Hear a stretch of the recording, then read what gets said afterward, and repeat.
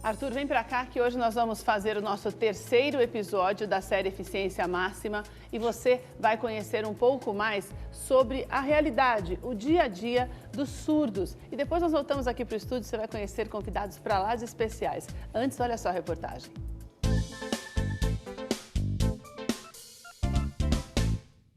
Imagine fazer parte de um mundo em que não há vozes. Pessoas, carros, sinais e aparelhos sem som. Para os deficientes auditivos, a vida é assim, um eterno silêncio.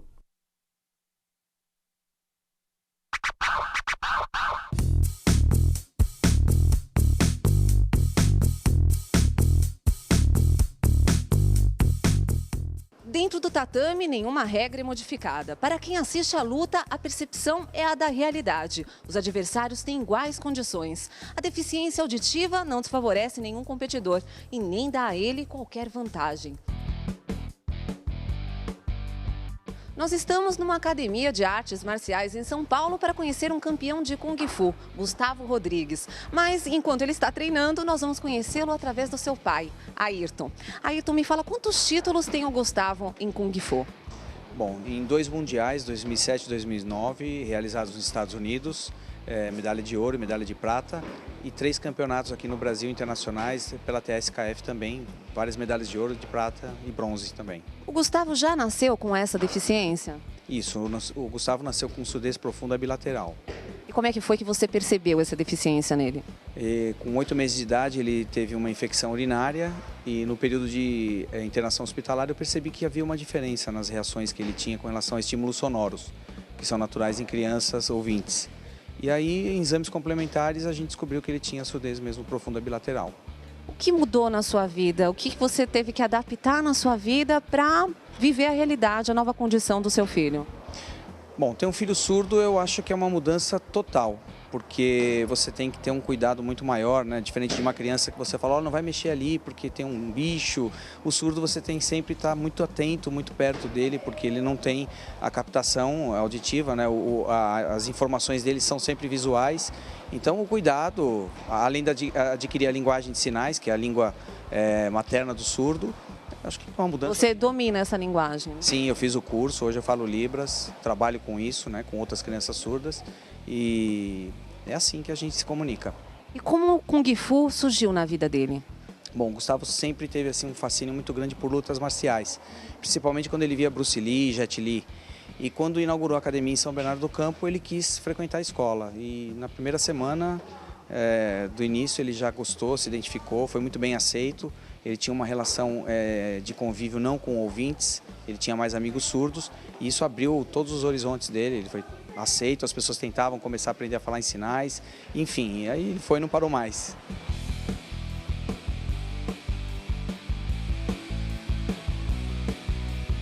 Aqui o professor do Gustavo, Rafael Garcia, que vai me falar quanto tempo faz que o Gustavo faz aula com você? Ele está treinando comigo desde 2005, né? Começou na minha outra unidade e hoje ele treina aqui na academia junto comigo, né? Desde agosto de 2005. E como é que é a aula? O que você teve que fazer? O que teve que mudar na sua adaptação para dar aula para ele? Foi um desafio. No começo eu pedi que ele não se comportasse de forma diferente. Eu não quis que ele escrevesse as palavras, nada disso. Eu queria que ele me ensinasse realmente a como se comunicar, né? Como eu poderia me comunicar com ele.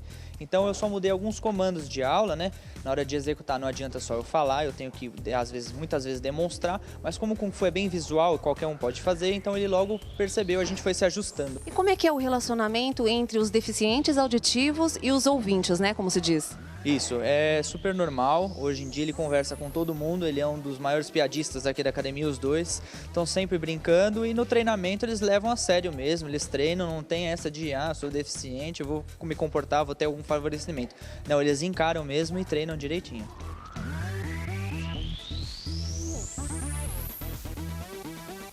Vamos pedir licença então aqui, Rafael, como é que pede licença? Um tempo? Tudo bom, Gustavo? Me ajuda aqui. Eu quero saber primeiro como é que foi conquistar tantos títulos internacionais. Agora é com você. Internacional, ser campeão, como? Ele viajou para os Estados Unidos, ganhou campeonato, ganhou ouro, medalha, ele achou muito bom, né? Pouco difícil, ficou com medo de viajar, mas ele gostou muito, achou que foi muito legal, uma experiência. campeonato uma de ouro. Conseguiu 3 categorias, foi 2 vezes para os Estados Unidos. São muitos títulos mesmo. Alguma vez você ou alguém mesmo duvidou que você poderia conquistar tantos títulos? Ele achou difícil, ficou com medo no começo. Mas ele pensou, eu vou treinar, vou treinar bastante Kung Fu até eu ser campeão. Aí quando ficou bom, ele conseguiu a medalha de ouro. Aqui no Brasil também, ele ganhou já os campeonatos, ele achou ótimo. E você acha que tem muita dificuldade ainda? O que facilitaria mais para a inclusão dos deficientes auditivos no Brasil? No campeonato, por exemplo, ele não ouve porque chama pelo nome, então alguém tem que avisar para ele que ele está sendo chamado para chegar na área, senão ele não ia saber. Então é um exemplo que ele está dando de inclusão, né? Sempre tem que ter um intérprete acompanhando, porque senão só chama o nome dele e ele nunca está ouvindo para responder ao chamado, né? Outros tradutores como você? Outras pessoas que possam facilitar a vida deles um pouquinho, né? Tá, eu queria saber quais são os seus planos para o futuro, profissionais. No futuro ele quer ser professor de Kung Fu, né? Então ele acha bom, quer estar junto com um monte de gente, inclusive quem não é deficiente auditivo, os ouvintes, né? Ensinar para que eles possam ser campeões como ele foi, superando os desafios, inclusive, né? Rafael, agora me ajuda, que eu quero falar que eu gostei muito de ver a luta dele e que ele está de parabéns. Como é que eu falo? Você fala, Eu gostei de ver você lutando. Paulo, junto. Muito bom, assim é Parabéns. Bom.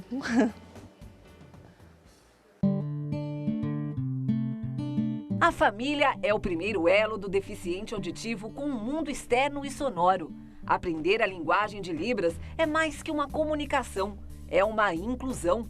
Os pais têm papel fundamental na inclusão dos filhos surdos. E aqui na Sociedade dos Pais e Amigos da DERDIC, nós encontramos essa eficiência máxima.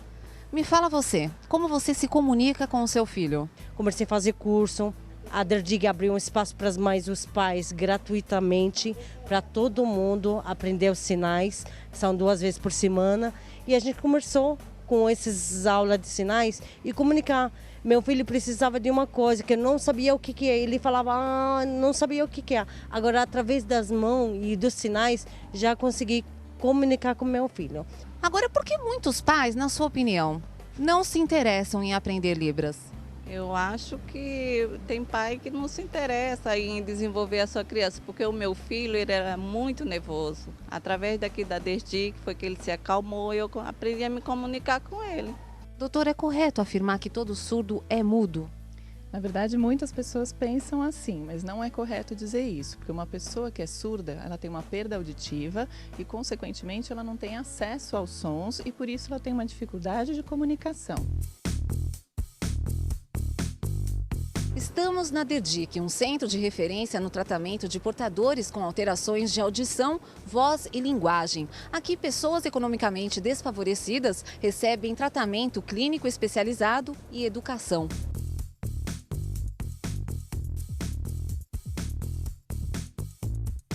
Aqui é o local onde os surdos têm acesso à educação especializada. Nesta sala, crianças de 2 a 5 anos cursam educação infantil com a professora Andréia, que ministra já aulas há 20 anos, né, Andréia? Há 20 anos que eu trabalho com surdos, não só dando aula, fazendo trabalho de coordenação em outros lugares também. Qual a maior dificuldade no ensino para crianças surdas? Você não tem dificuldade por eles serem surdos. O que você tem é a diferença da língua. Você tem uma outra modalidade de língua que é a Libras. Então, você tendo fluência nessa língua, você consegue desenvolver todos os trabalhos educacionais necessários ao desenvolvimento da criança. Aqui o médico, diretor-geral da DERDIC, Dr. Alfredo Tabit, que vai nos responder algumas perguntas. Doutor, dá para se ter uma ideia, uma estatística de quantos surdos existem no Brasil? Sim, nós temos alguns levantamentos, né? Nós temos o levantamento do censo de 2000, feito pelo IBGE. Nesse censo ocorrem quase 6 milhões de pessoas com algum problema de audição que necessita atendimento. O aparelho auditivo é um direito de todos? Sim, hoje, sem dúvida nenhuma, todo brasileiro tem direito, via Sistema Único de Saúde, via SUS. O aparelho auditivo é a oportunidade de voltar a ouvir e se relacionar. A esperança e a ansiedade se confundem. Mas, para seu João, a espera acaba agora. Tá me ouvindo bem, seu João? Com certeza. Qual é a felicidade de voltar a ouvir assim? Olha, a felicidade da pessoa se entender um com o outro, ouvir a palavra, né? Isso é importante. Conversar, saber o que estou recebendo, saber o que estou dando, né? Não é verdade? Importante essas coisas aí. Vai poder falar agora com seus filhos, netos? Com certeza, minha neta também. Eu levo todo dia para o colégio, depois vou para casa e... Tá feliz, então? Tá tudo bem. Voltar a ouvir, uma emoção e um direito.